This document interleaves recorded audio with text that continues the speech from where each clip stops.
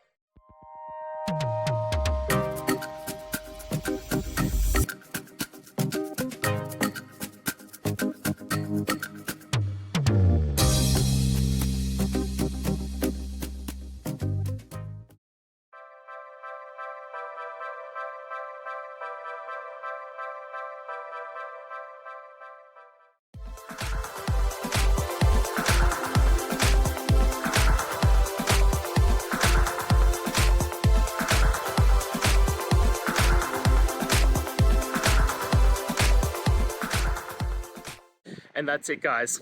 I hope we've gone through the question and found that solution you're looking for. And look, if we did, please hit subscribe. I'd really appreciate it. And until the next time you need technical help, I hope you have a good one. Cheers.